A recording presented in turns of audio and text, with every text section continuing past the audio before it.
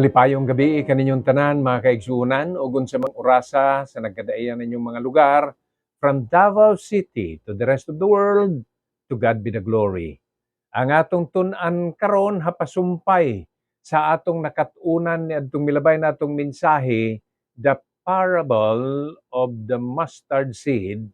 Apan dinhi ang atong paghisgutan karon mao ang kahulugan sa maong sambingay nga mao ang maayong balita nga magsugod og gamay apan sigurado bisag hinay-hinay apan gamhanan kini nga mapakaylap og adunay epekto sa kinabuhi sa matag magpaminaw. Romans chapter 1 verse 16. For I am not ashamed of the gospel of Christ, for it is the power of God unto salvation to everyone that believeth, to the Jew first, and also to the Greek. Ang Dios magapanalangin sa mga pulong nga atong gibasa. Magaampo kita. O Dios nga balaan, nagaduol kami kanimo sa pag-ampo. Ubani og bantayi kami Ginoo nga kining maong mensahe makahatag kanamo og kalipay nga mahimong kabahin sa pagpalapnag sa maayong balita. Kini ang akong pag-ampo sa mahal nga ngalan ni Hesus. Amen. Ang chapter 1 og kining bahin sa balaang kasulatan nga atong gibasa usa ni sa pag-ampo ug pagpasalamat ni Apostol Pablo. It is part of his prayer, it is part of his thanksgiving to the Lord. Kung tanawon nato nga mas hanay iyang ginahisgutan dinhi ang iyang kinabuhi kaniadto, ang iyang pagbaton sa kaluwasan ug kaning salvation nga ginasulti dinhi, salvation nga nagikan sa pulong nga soteria is about soundness and safety. Apan kini nagahisgot mahitungod sa pagkasalbar, pagkaluwas sa atong sala nga mao gayud unta ang pagasilutan didto sa kalaglagan sa impyerno tungod sa napanunod ug tungod sa nahimo nato nga mga kasalanan.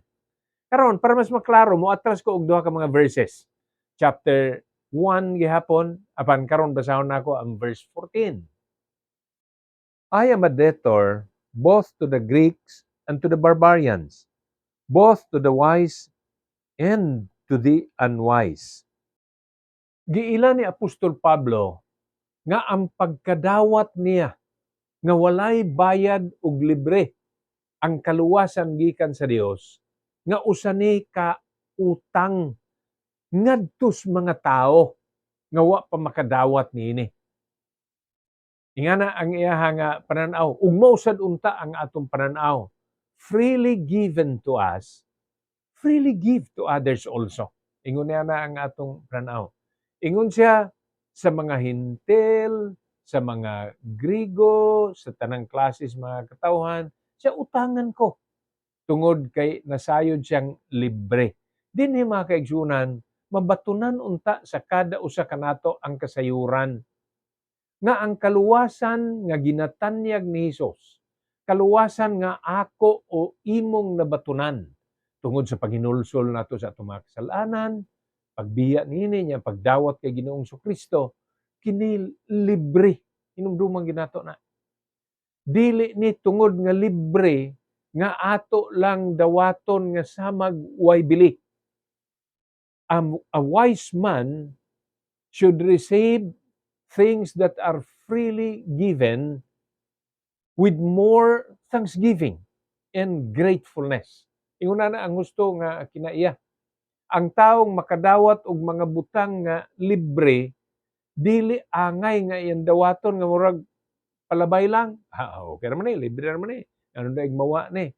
Apan ang usa ka intelihenteng tao ag manggialamon, muhatag pagyud hinuon siya og dugang importansya sa nadawat niyang libre. Mao kana mga kaigsunan. Mao na nga susunod, makadawat gani ka og butang nga libre. At hagig importansya og pasalamate. Bisan ka na mga butang nga maangkon nimo bisag pinalit og hinaguan. Taga igihapon og importansya. Now, going back to our lesson. Si Apostle Paul, iyang kinasingkasing nga gipaila nga utangan sa mga Griego ug barbarian, wise and unwise. Kining pagbutang niya og Griego ug barbarian, ginapaila niya nga tungod kay ang mga Greeks ginaila sila sa ilahang maayong salabutan, mga educated people. Iya pong gitan-aw nga ang barbarian mao man itong uncivilized, uneducated, sa mga manggialamon o dili ordinaryong tao o mga espesyal, mga VIPs. Iya gyapon gipaila ang iyang pagkautangan. Ug iya gyud ang gipamatud-an. Kay sa panahon nga giatubang niya si Governor Felix, iyang gisultian may tungod siyang pagtuo. Sa diha nga iyang kaatubang si King Agrippa, iya gyapon gisultian. Unya ang mga ordinaryong tao pod nga iyang hinagbuan, iya pod gyapon sultian. Gigamit sa niya ang mga pulong to the wise and to the unwise.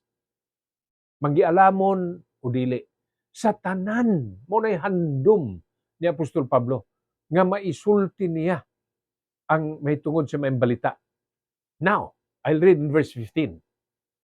So, as much as in me is, I am ready to preach the gospel to you that are at Rome also. Iyang gisulatan, iyang giingnan sa iyang sulat, nga siya sad gustong makawali ngadto sa mga katawhang naa sa Roma. Mo nang ang title ani nga book, The Book of Romans, kay sulat niya para sa mga taga Roma.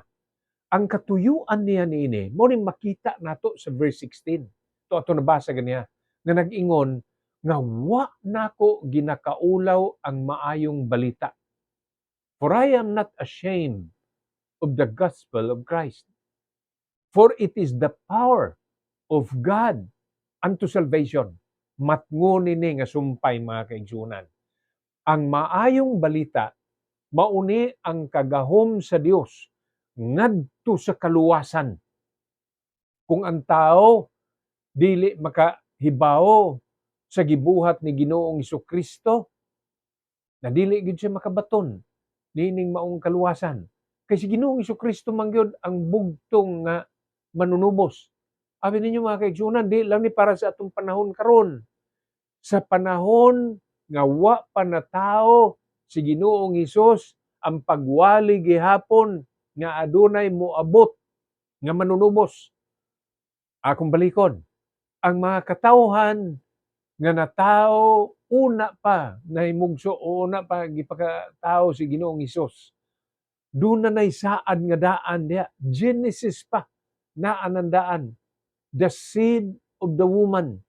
Nga mahimo na nga mo'y muaway niining Satanas, niining maninintal, niining bitin. Ang kaaway nga nagpaka-porma og serpente kaniadto. Ug mao na daan ang saad may tungod kay Ginoong Jesucristo. Ug wa na usab ang kaluwasan mga kaigsunan. Faith gihapon sa Old Testament. Faith gihapon sa New Testament. Kay bisan si Abraham giingon dinhi kung padayon mo og basa na sa chapter 5. Abraham, ang iya nga pagtuo, it was counted unto him for righteousness. Ingon niya na ang plano sa atong Ginoo.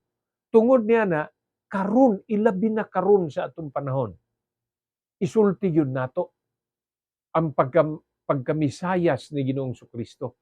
Siya ang gidihog. The Messiah, Jesus is the anointed one. Siya lang yun ang bugtong manunubos. Bisan pa adunay mga tinuuhan nga daghan og membro. Bisan pa ug sila mas daghan me. And yet Christianity is the true religion. Diha kay Ginoong Jesucristo ang matuod nga pagtuluohan. Kay kung tan-awon nimo igsuon ang relihiyon, ang kahulugan ni ana to tie again. Kanang pulong nga relihiyon, kombinasyon nas duha ka pulong. Re ug lihiyon. again, lihiyon tutay again.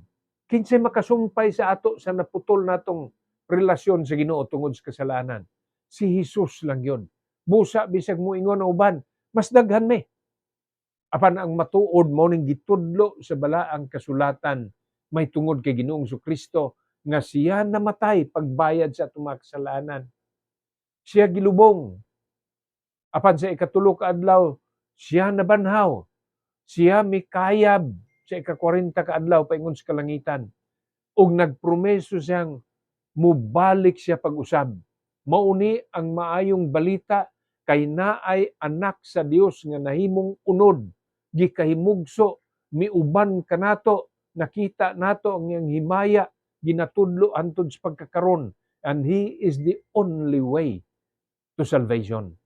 Ipakailap ning maayong balita, ay kauwaw, naidaghang pamaagi. Basahon, tunol ka. O niya ay trakso.